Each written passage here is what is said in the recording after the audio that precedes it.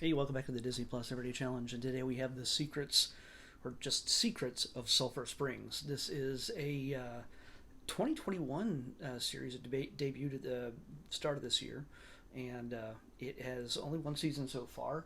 It is each of the episodes are a little less than a half an hour long each. There's 11 of them so far, and I think that's the complete first season. I've watched only two episodes, but I'm hooked.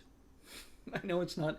I'm technically not the what do you call it, the audience for this. It is going to get a whole lot of comparisons, and it probably has been inspired by Netflix's Stranger Things, except a lot less gory, a lot less monstery, a lot less adult. I mean, it's not like that's Stranger Things is adult, but it's because it focuses on mainly junior high kids, which these kids technically are. They're, I mean, maybe they're sixth grade, seventh grade. I have no idea. They all look the same to me. So either way, it focuses on Griffin Campbell. He's played by Preston Oliver. Okay, yeah, Preston Oliver. He's his parents and his two twin siblings that are younger than him. They've all moved into this old haunted house. It's a house that has a history. It's actually an old resort, and Dad has come back to this resort. He had gone to it as a kid, and he's decided to fix it up. He quit his job, and he's come back here to fix it up. And that's not even the weirdest part.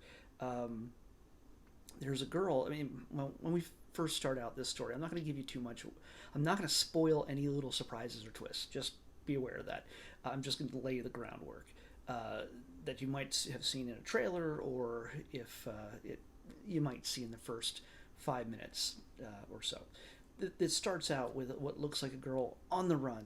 Just looks like she's scared, she's exhausted, and the next thing we know, cuts to modern day, and that resort. We see her running towards the resort, and the next thing we see is modern day. This resort is all run down. It looks like a haunted house, and it turns out that that girl it was in the 80s or 90s when this all happened, when she disappeared 30 years ago. So yeah, 90s, early 90s, I guess.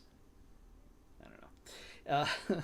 So yeah, her name's Savannah, and she's very important because she's a local legend in the sense that she disappeared from this resort and probably kind of led to the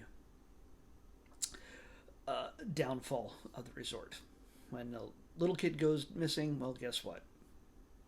Things don't look too good for the property where she disappeared. It's a weird thing because it's an upscale resort for wealthier people, and it's also like a campground nearby. Like you're getting all the horror locations all at once. But there's so much more to this. There is we jump back and forth in time in this story. But we follow Griffin and his new friend Harper. Harper played by Kaylee Curran. Now you have to understand Curran, whatever. Kaylee, Harper, and Griffin and Harper. They become fast friends at school, and basically, like he suddenly becomes somewhat a celebrity when everybody finds out he's moved into the old Tremont place. The Tremont place, of course, is that resort I was just talking about, and because of the legend, it's everybody freaks out when anybody mentions Savannah or Tremont. So yeah, you get this thing where she's not just freaked out by the fact that he lives there. She's curious because she wants to explore. So she befriends him, and they start hunting around the house, following some weird things, and they end up in a place they never expected.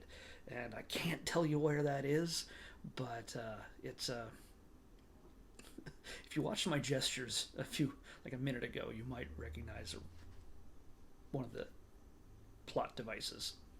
You might realize one of the plot devices that they use in this story, or you can just look at the episode descriptions. So that might give away a lot of stuff too. So avoid those if you don't want to be spoiled. It's nothing. You have to understand that it's well shot. It still has a Disney feel. It doesn't have a kind of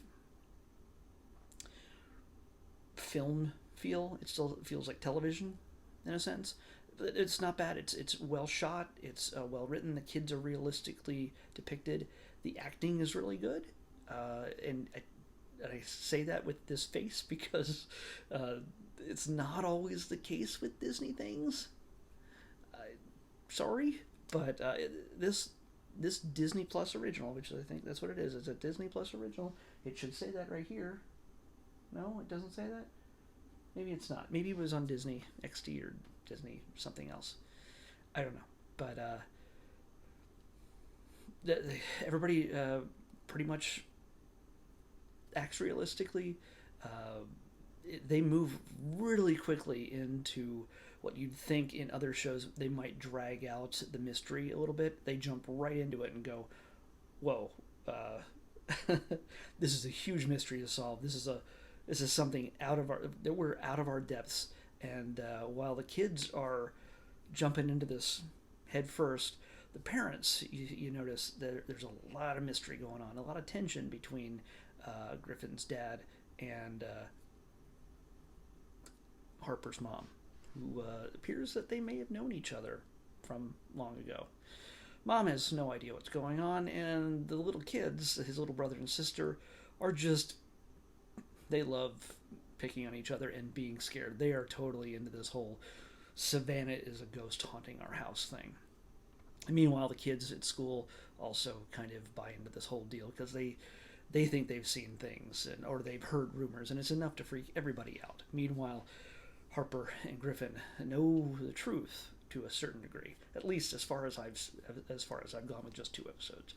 I'm actually going to finish this. I recommend it. Now, this, you have to understand, if you haven't watched any of my other videos, come on, there you go. This is kind of my highest praise when it comes to a series. We don't always get series on here, but when a series hits like this with me, I have to add it to my watch list, even if I have just an episode or 2 to go. I may finish this within the week, within the day. Who knows? But it's compelling enough to make me go, yeah, I'm adding this to my regular watch. So, will there be a season 2? I hope so.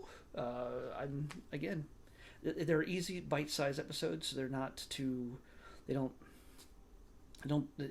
not a drag. It's not, sometimes even the best shows at 45 minutes seem to really pad things out for atmosphere.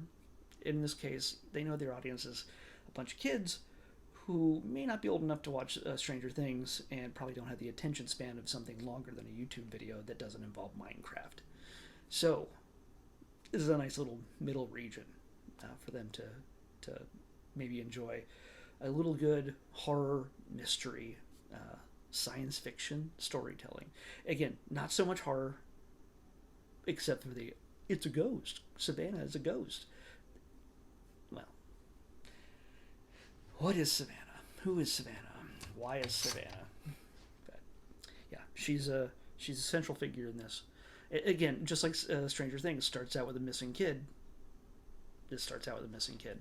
It's the comparisons are apt. They make sense, but they don't go the whole demonic otherworld upside down thing at all. So you can feel safe if you're wondering if it's something that your kids should watch and it's going to be too freaky for them and keep them up at night. No, that is not the case. As far as I can see here, that is not the case. It goes in a direction that you may not necessarily be expecting. But it's still fun. I think it's something that parents and kids can watch together easily without going, oh, this is so kid level quality. Like there's a lot of stuff where we see in the past with Disney and Nickelodeon and other things like that where it's always the kids that know what's going on, and that parents are just dumb and they always get sassed and the parents are depicted as stupid. many times just for laughs while the kids have it all figured out, at least until they screw everything up and then their parents bail them out and forgive them. This is not one of those situations. There's not a lesson to be learned in each episode. It's all connected. It's a serialized story, so it's not a single one and done story for each episode. One flows right into the next, and I had a hard time just stopping it too because I just had other stuff I needed to do. But I'm gonna get back to episode 3 very soon. So, highly recommend Secrets of Sulphur Springs. That's a lot of S's, and I hope this isn't popping out the mic too much. Sorry. I'm staying at a distance. Secrets of Sulphur Springs. Man, somebody hates words. Okay, let's pick tomorrow's episode. 558. We are going up like 100 each day. This is kind of crazy. That's just what I said yesterday. 558. Because we just had 458, and this is 558, right? Yeah, it went up exactly 100. Oh, well, things that amaze me and make these videos longer. I'm sure you appreciate that. Ooh. Okay. I've also been wanting to do this one for a while, and I'm glad it's finally here. It's finally been selected. This is very much a Disney thing because it is all about the history of Walt Disney Imagineering. This is the Imagineering story. So, yeah. I've been missing Disneyland. I live not too far from there. Used to have an annual pass, and I do not have it anymore. Even though they're available now as magic keys and stuff like that, get it. But not in position just yet to go back into giant crowds full of disease. Full of people who, yeah, I'm not going to get into that. Anyway, this is going to be my little proxy adventure into Disneyland, looking at the history of Imagineering and all the things and all the people that go into making the rides, the experiences, the parks that we love happen. So I'll see you back here tomorrow with that, the history, the Imagineering story. See you then.